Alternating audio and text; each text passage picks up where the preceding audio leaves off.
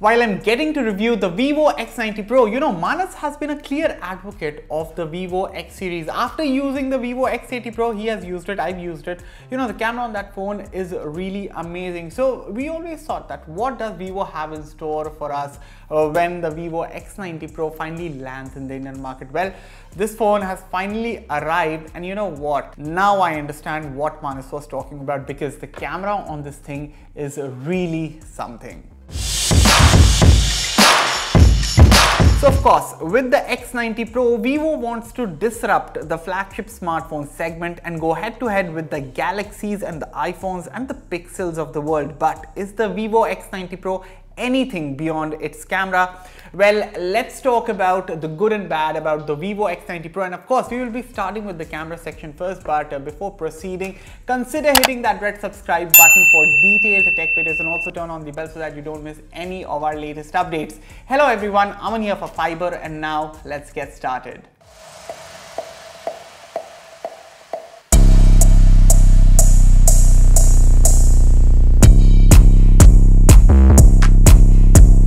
Star of the show here is of course the camera, where Vivo has closely collaborated with Zeiss. At the rear, there's a 50 megapixel primary lens that is the 1-inch Sony IMX989 sensor. This is paired with a 50 megapixel portrait lens and a 12 megapixel ultra wide angle camera. On the front, there's a 32 megapixel camera for selfies. Now, the camera app is of course loaded to the brim with a slew of modes and features. However, the first thing I would suggest you is to disable the beauty mode to avoid those unrealistic photos. Anyway, going ahead, when it comes to the camera performance, the Vivo X90 Pro delivers exceptional results. First up, there's minimal shutter lag, which means that the camera is quick to launch and fast to capture photos. And so, given ample light, the Vivo X90 Pro is able to click some great looking shots with excellent detail. The dynamic range in shots is on point, and I especially love the natural bokeh in some of the shots, courtesy of the large 1-inch sensor. And I'm serious guys, when not even taking portrait photos, the depth of field in images taken from the main camera is exceptional. Apart from this, the colors look consistent across all the three lenses. Skin tones are captured beautifully. The background blur in portrait photography is deep, and the subject separation from the background is on point. One of the other best things that I really loved about the X90 Pro is how nicely it captures close-up shots, and who can forget, there's a super macro mode present as well, which lets you capture the best macro photos on a flagship smartphone. The implementation is that good. Night photos are equally impressive, and even in the darkest of hours, the Vivo X90 Pro will not disappoint you in giving a good result. Plus, the night mode on this phone really works in controlling the highlights in a shot, and at the same time exposing the shadows properly in not so well lit scenarios. In terms of capturing selfies, again, the 32 megapixel camera does not disappoint, and folks who love to capture a lot of selfies will enjoy taking them in a variety of lighting conditions. So guys, this right here is the rear facing video sample shot on the Vivo X90 Pro. This is a 4K 60 FPS. Vivo can also shoot 8K videos from the rear. But this is how the quality looks like right now. The sun is falling right on my face. You tell me, how does the phone deal with the HDR performance, deal with the highlights? And of course, I'll also give you a taste of the stability, the stabilization, and I'm taking a brisk walk, but in reverse. So how does the quality look? How does the stabilization look? How does my audio sound? Let me know everything in the comments. And of course, I'll also be showing the front-facing video sample. Sadly, you cannot shoot 4K videos from the front once again on a Vivo flagship, but yes. Next up is the front-facing video sample. This right here is the front-facing video sample shot on the Vivo X90 Pro. This is the 1080p 60 FPS sample. Again, this year also you cannot shoot 4K videos from the front camera, but I think that's the case from most of the flagship smartphones, unlike Samsung or Apple or even Google for that matter. 4K videos are supported from the front camera, but Vivo, OnePlus, Oppo and others are still not providing 4K videos from the front camera at this kind of budget. But if you talk about the stability, or you talk about the quality of the video, the colors, the HDR performance, I think so. The Vivo X90 Pro does a fabulous job. How does my audio sound? How does the stabilization look? You tell me. I think it's great. But of course, you be the judge. Tell me about the quality of the camera from the front. And yeah, everything in the comments. A first look at the Vivo X90 Pro, and you might be unable to distinguish it from the regular Vivo X90. However, take it in your hands and you will instantly notice one of the pleasing aspects of the smartphone, that is its rear faux leather design, which instantly gives you that premium look and premium in-hand feel. The metallic strip below the camera module also looks very slick. Otherwise, what's also instantly noticeable is the large circular camera module, and we already talked about the camera earlier. Now, because of this, the phone does wobble a bit while you use it while placed on a flat surface, but it's not a big deal. Apart from this, the edges are tapered and the front has a beautiful curved display which adds to the aesthetic. The front is protected by short sensation glass and the in-display fingerprint sensor works like a charm. The buttons are clicky and tactile. The bezels at the front are slim, which only adds to the modern appeal. And yes, you do get IP68 dust and water resistance on the smartphone. Now, I won't deny that the Vivo X90 Pro does feel a bit chunky in the hand, and the phone is a bit on the heavier side, weighing about 215 grams, but is the design premium? Yes. Has Vivo done a good job with the build? A resounding yes. Overall, I am pretty impressed with the fit finish of the Vivo X90 Pro, and I'm sure any one of you who gets to experience the smartphone in person, if you get the chance to take it in the hand, I am sure you will appreciate the beauty that is the Vivo X90 Pro. Coming to the front, there's a gorgeous 10-bit 6.78 inches AMOLED display with a 1260 by 2800 pixels resolution that refreshes at 120 Hz, supports HDR10+ playback and has up to 1300 nits brightness.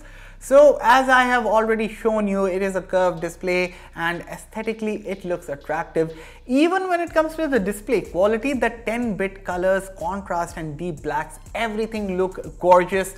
Indoor brightness is pretty good. For outdoor usage, I would say in harsh sunlight, it is not the brightest and definitely not as bright as the iPhone 14 Pro or the Galaxy S23 Ultra. But with up to 1300 nits, I would say it gets the job done even on the brightest of days. But of course, a brighter display by today's standards, that is what Samsung and Apple are doing with their phones, you know, employing a better brightness on their panels that they give on their flagship smartphones. That would have definitely been appreciated on the Vivo X90 Pro. But otherwise, when it comes to media consumption, the X90 Pro's screen is a treat to the eyes, and watching videos on this vibrant panel is a pleasure. The stereo speakers are also one of the best and loudest that I've ever heard on any smartphone. So media consumption gets a big thumbs up. Although one minor nitpick that I would like to add here is that because of the deep curves, I did struggle a bit while going back in menus. Something which I've never faced while testing other phones that also have curved screens. So there's that. But overall, I think Vivo has done a solid job with the display on the X90 Pro. I mean, aesthetically, it looks appealing, and of course, the quality of the panel itself is gorgeous.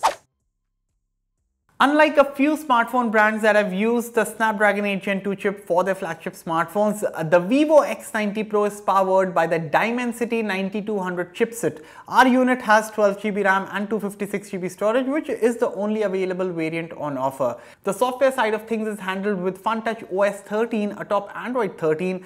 Apart from this, the Vivo X90 Pro has a 4870 mAh battery with support for 120 watt fast charging, and the good thing is that you get the 120 watt brick inside the box. Now, performance wise, the phone is loaded to the gills, and I did not face any speed issues while using the phone as my daily driver. General tasks are handled well because of loads of RAM on offer. Multitasking is also good, where the phone is easily able to run up to 12 apps in the background without any problems. The gaming performance is also great, and our team played a lot of Asphalt 9 Legends and Call of Duty Mobile, even Genshin Impact for that matter. And after long sessions of gaming also, the Vivo X90 Pro does not break a sweat and does not get unreasonably hot. That said, under heavy loads, the phone does tend to get slightly warm, especially when using the camera extensively. Apart from this, the software experience on the Vivo X90 Pro is good. You see, FunTouch OS is decent now that the major issues from the last iterations have been resolved.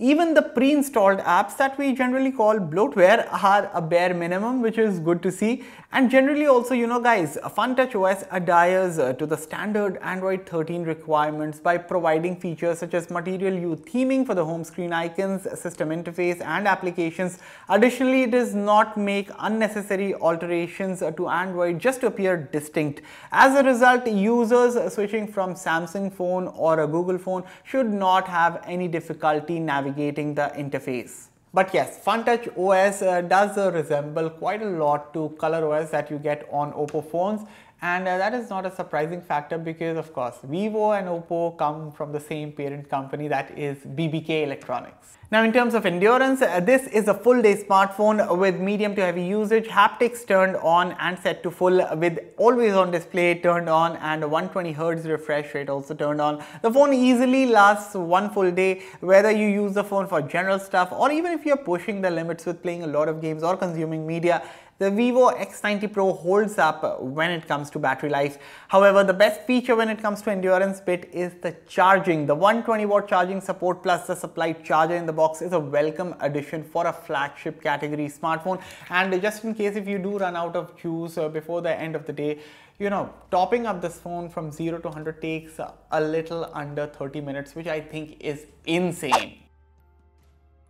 Just like every other flagship smartphone in the market, the Vivo X90 Pro is an excellent smartphone that ticks most of the boxes right. So either if you go for the Vivo X90 Pro or any other flagship phone in the category, there is very little chance that you will be disappointed with the overall performance of that phone. However, if you're someone who is looking to get themselves a great camera phone which is as versatile as the Galaxy S23 Ultra but does not cost as much as the Galaxy S23 Ultra, in that case, the Vivo X90 Pro makes a great case for itself. By the way, we are also working on a camera comparison video between the Vivo X90 Pro and the Samsung Galaxy S23 Ultra. So that video might be live while you're watching this. So I would suggest definitely check that one out. But yes, overall, the Vivo X90 Pro is a great flagship smartphone that does not do anything new. And I'm not saying this in a bad sense. The phone performs well, does not heat, and the software experience on this thing is reliable. And of course, if you want a smartphone that has the looks to kill, feels premium in the hand and has a stellar camera, well, you just can't go wrong with the Vivo X90 Pro. Fiiber rates Vivo X90 Pro 8 out of 10, but of course, that's all for this video, guys. Let me know your thoughts about the Vivo X90 Pro in the comments below. And as always, for all the latest in tech, stay tuned to Fiiber. I'll catch you all in the next one. Thank you for watching.